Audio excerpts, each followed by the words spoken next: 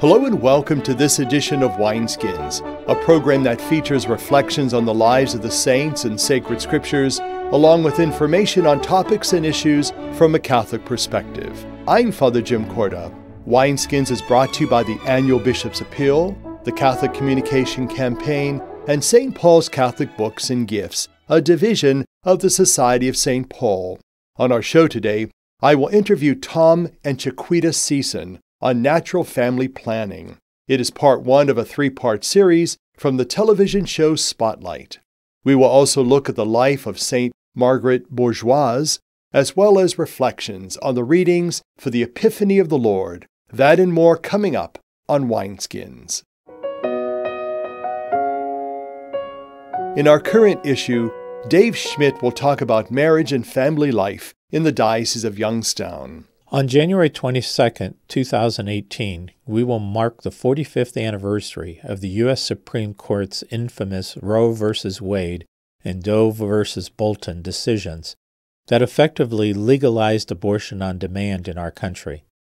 Since that tragic day in 1973, about 59 million unborn children have lost their lives by means of abortion. Many Americans concerned with this tragic loss of life will gather in Washington, D.C.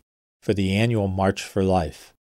This year, the March for Life occurs on January 19th, the Friday before the Roe v. Wade anniversary. The March for Life in Washington, D.C. began in 1974 as a small demonstration that rapidly grew to be the largest pro-life event in the world, with hundreds of thousands attending. The peaceful demonstration that has followed on this somber anniversary every year since 1973 is a witness to the truth concerning the greatest human rights violation of our time, legalized abortion on demand.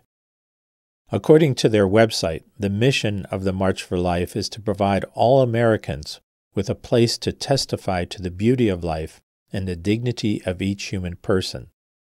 They bring together pro-life leaders and groups to organize, unite, and strategize around a common message, and to communicate this message to the government, the media, and the nation in a way that is powerful and life-affirming. Buses from various parts of the Diocese of Youngstown in Northeast Ohio will be taking pro-lifers to the March for Life in Washington, D.C. on January 19th. To see if there is room on a bus near you, call the Diocese of Youngstown's Office of Pro-Life, Marriage, and Family Life at 330-744-8451. I'll give that number again at the end of this segment. The theme of the 2018 March for Life is Love Saves Lives. Choosing life is not always easy, but it is the loving, empowering, and self-sacrificial option. Love is universally attractive because it is directed towards others. Love is what we all strive for because deep down we are all drawn to give of ourselves in this way.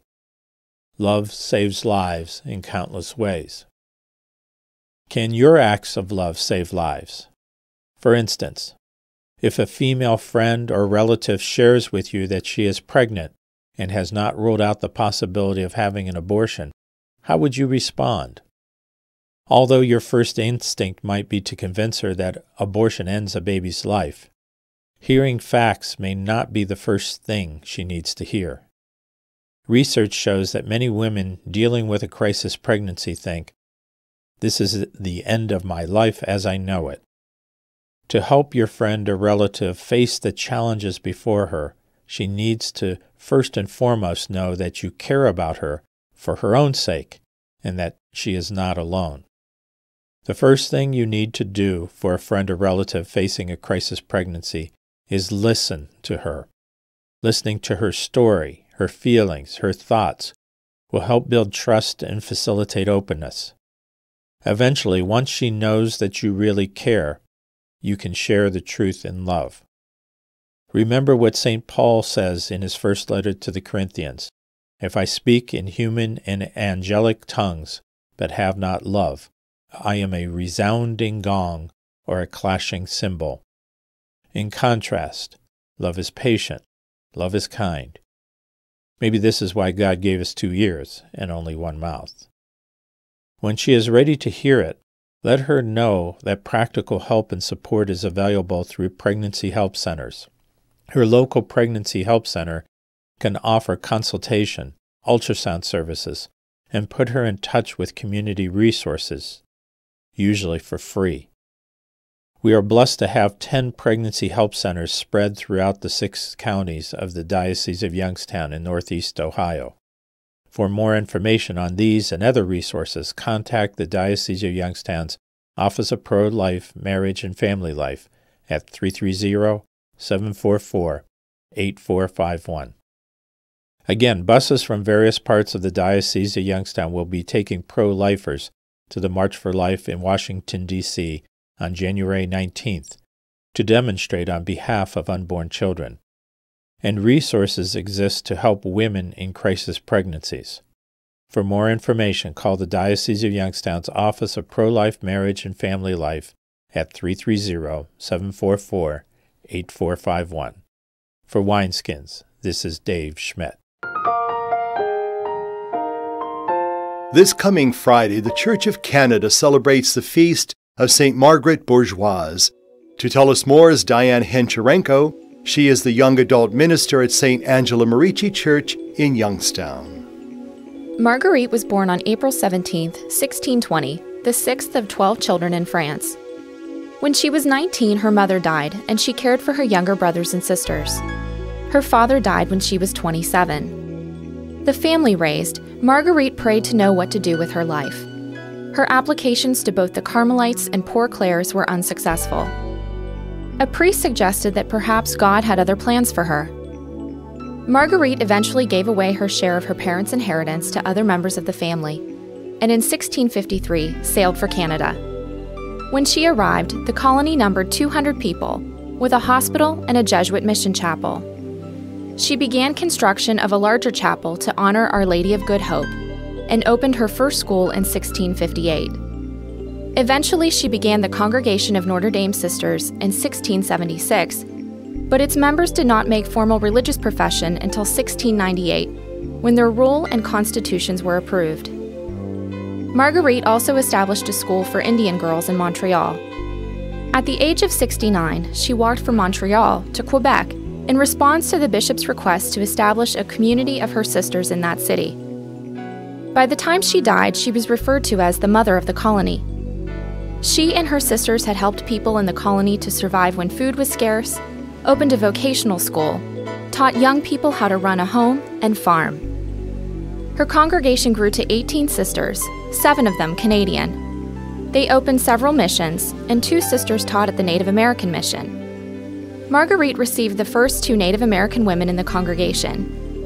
In 1693, she handed over her congregation to her successor, Marie Barbier, the first Canadian to join the order. Marguerite spent her last few years praying and writing her autobiography, where she wrote, "Our Lady's love is like a stream that has its source in the eternal fountains, quenches the thirst of all, can never be drained, and ever flows back to its source."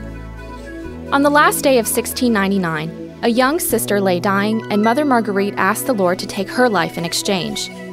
By the morning of January 1st, 1700, the sister was completely cured, while Mother Marguerite had a raging fever. She suffered for 12 days and died on January 12, 1700. It's easy to become discouraged when plans that we think that God must endorse are frustrated. Marguerite was called not to be a cloistered nun, but to be a foundress and an educator. God had not ignored her after all. In his homily at her canonization on October 31, 1982, Pope St. John Paul II said, "In particular, Marguerite contributed to building up that new country, Canada, realizing the determining role of women, and she diligently strove toward their formation in a deeply Christian spirit." He noted that she watched over her students with affection and confidence in order to prepare them to become wives and worthy mothers. Christians, cultured, hardworking, radiant mothers. For Wineskins, I'm Diana Hancharenko.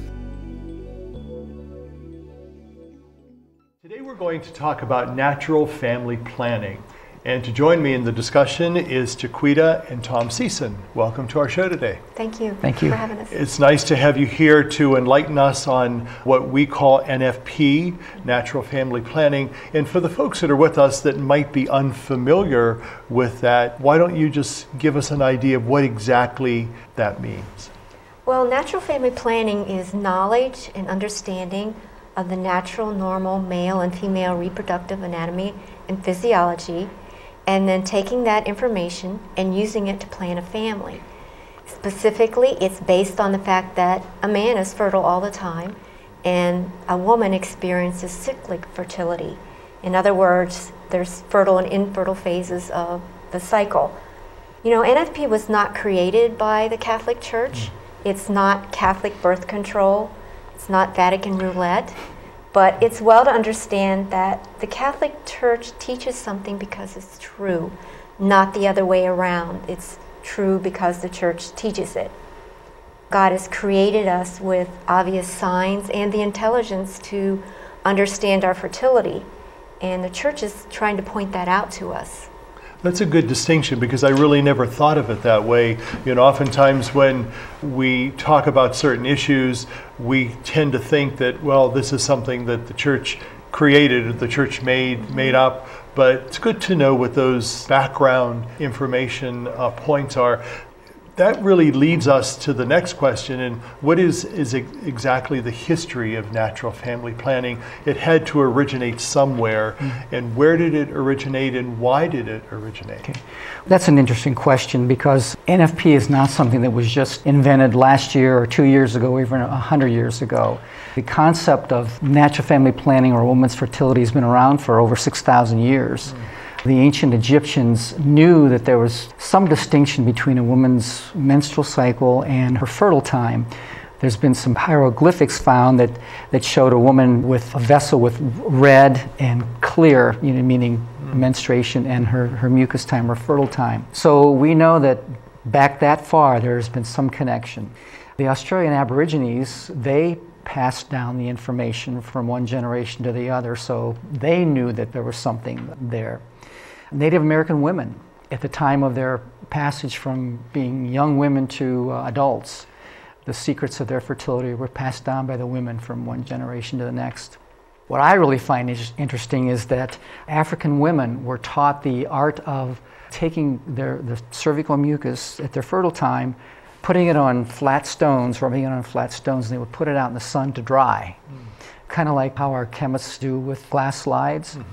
And then they would look at those stones and they would determine where they were as far as their fertility, because at certain times during the fertile time the mucus makes different ferning patterns. So they would be able to determine where they were in their fertile time but just by looking at that mucus.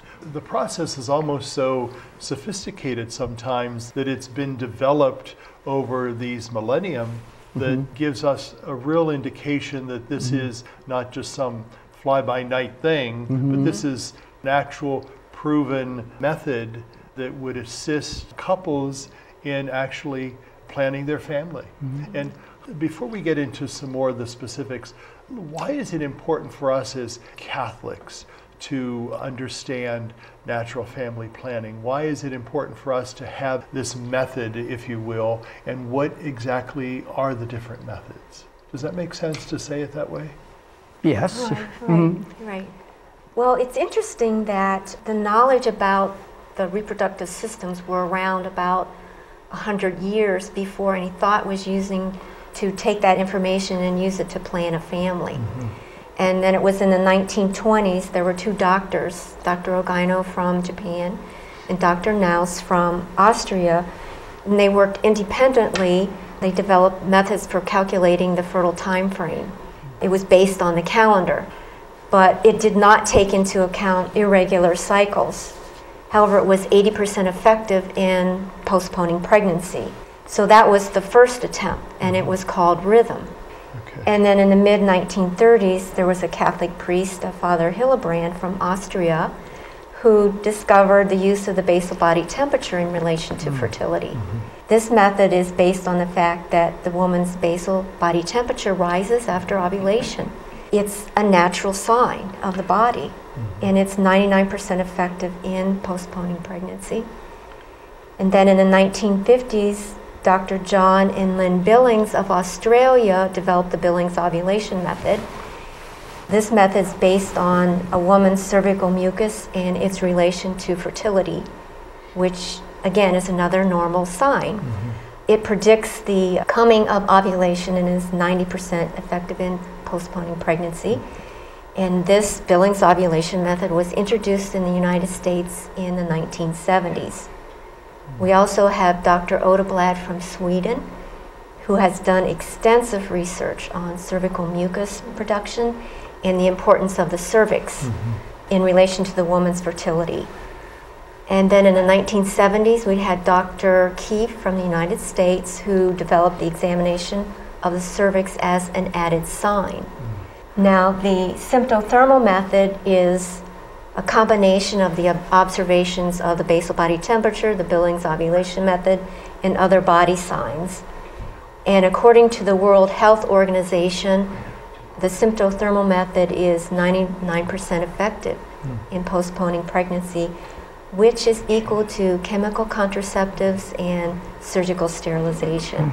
What's interesting is it's all natural. It's all part of the makeup of who we are, especially and primarily the woman's body. You know, so I think for many of us in our health conscious world, it's important for us to look at natural ways of doing things like that instead of introducing things into our systems that really could have some long-lasting adverse effects down the road.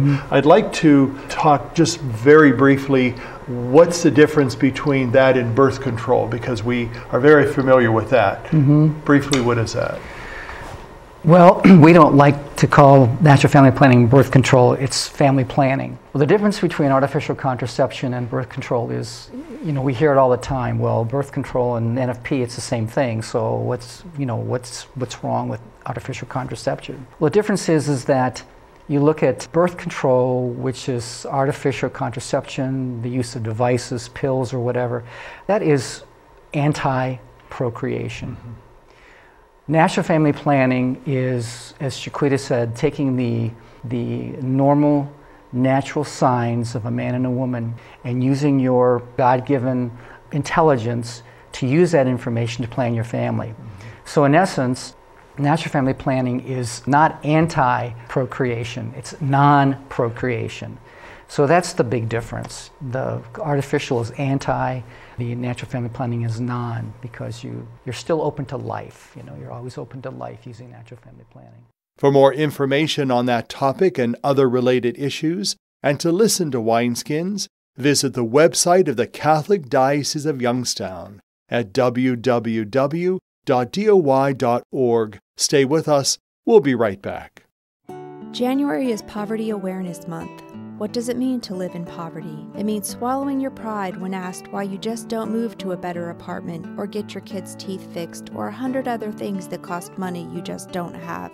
It's feeling hopeless because people who have better lives are convinced you did something to deserve your poverty. It also means getting assistance with clothing, food, shelter, and other basic needs. Heat during the winter season is one of those needs. Last year, Catholic Charities impacted 5,733 people through its utility assistance efforts. This urgent need for heat and utility assistance continues to rise. Keep the Kids Warm helps Catholic Charities provide direct utility assistance to families with children. Please support your parish collection for Keep the Kids Warm this year. For more information, visit www.ccdoy.org or call Catholic Charities at 330-744-8451.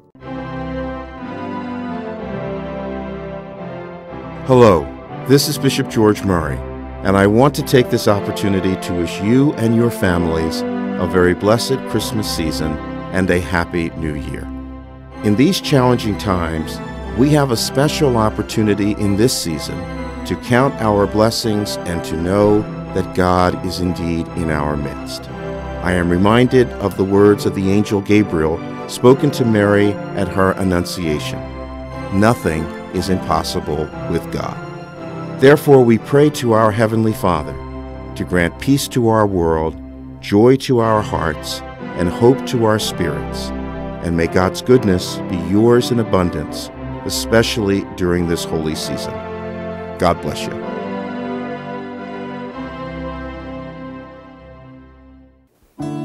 By the time we can walk, each of us yearns for the joy that comes from being able to do for ourselves. Church World Service believes that being self-reliant is a joy everyone should share.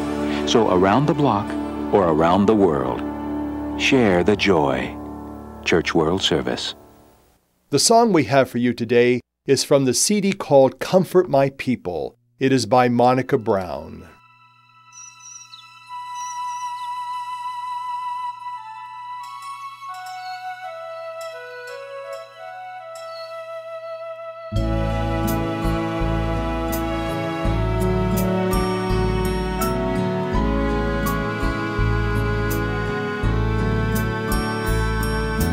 Never has there been a night like this.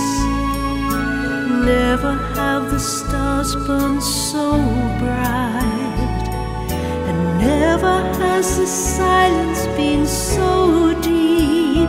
Something beautiful is happening tonight. And in a humble manger there upon the hay, a child is born into this restless world. But will our hearts ever really understand the mystery of love that's born this night?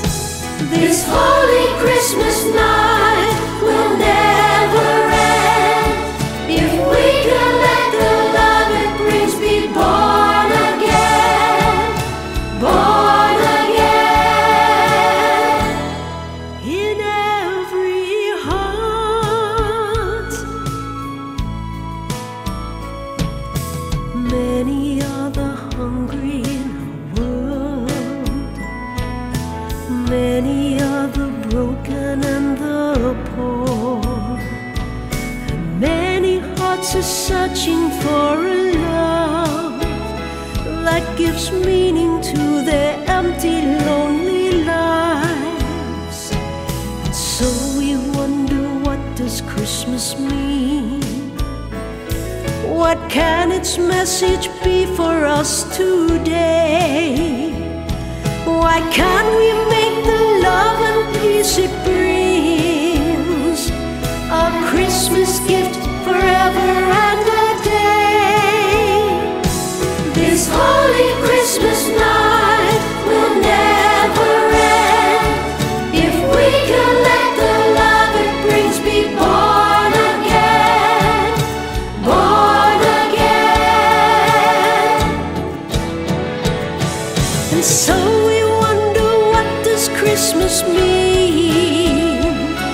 What can its message be for us today? Why can't we make the love and peace it brings a Christmas gift forever and a day? This holy Christmas night will never end if we can let the love it brings be born again. Born again in every heart.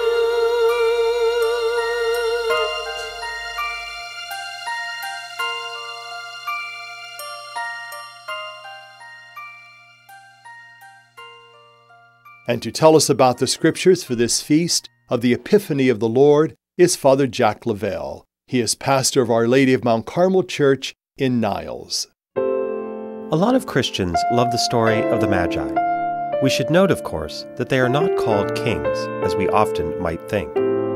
They are more oftenly known as astrologers, or sometimes even magicians of some sort.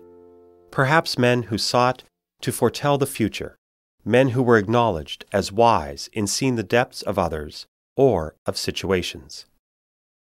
The section of the Gospel of St. Matthew is about Christ our Lord becoming known to all peoples, especially to the non-Jewish peoples. Just as Jesus comes to save all of us, so he must become known to all of us, all the peoples throughout the world. The basic meaning of Epiphany is that something unknown becomes known. It could be translated as revelation, or probably even better, a revealing of the truth that is already made present. The prophet Isaiah and many of the other prophets had foretold that somehow God would become known to all people. Perhaps many of the Jewish people had some idea of earthly dominance, but many of the pious Jews realized that God always did the unexpected, and so could be relied on once more in doing something quite unexpected. Yet Jesus Christ comes as a fulfillment of all the prophecies, the expected one, yet his presence is totally unexpected. Our sisters and brothers in the Eastern churches spend a lot of time reflecting on the clash between what is expected and what actually happened. It is a wonderful gift to recognize that Christ becomes a king, but not the type of king as we expected. Christ comes to free his people, but the free is an interior, not exterior freedom. Christ comes to save us all, but comes as a baby, born in time and subject to the law. All of this is the stuff of poetry and love. In today's second reading from the letter to the Ephesians, it states all of this once more. The Gentiles are co-heirs, members of the same body, and co-partners in the promise of Jesus Christ through the gospel. Most of us are the Gentiles. Few of us have been born Jewish and yet still be Catholic. Perhaps the most challenging line in all of the scriptures we hear today is that which comes at the very end of the gospel, when we hear that the Magi, having seen the child Jesus, went back another way. Of course, the implication is that they did not return to Herod, but the greater implication for us is that having encountered the person of Jesus, we are changed and can never go back to our former way of living, but must move forward in a new direction. As we recognize the wonder of the Magi, we also can give ourselves to worship the Lord in spirit and in truth. God invites us to question, to wonder, to challenge, but ultimately to believe and to adore. Come, let us adore him, because he has appeared to us today on this great feast of Epiphany. For Wineskins, I'm Father Jack Lavelle. Look for signs of God this day. Where he is at work, join him. Be the manifestation of his love in our world today. That will be a great start for this new year of grace. Wineskins is made possible through the annual Bishop's Appeal, the Catholic Communication Campaign, and St. Paul's Catholic Books and Gifts. The program is produced by CTNY, the Catholic Telecommunications Network of Youngstown. I'm Father Jim Korda, saying thank you for being with us. Have a blessed week.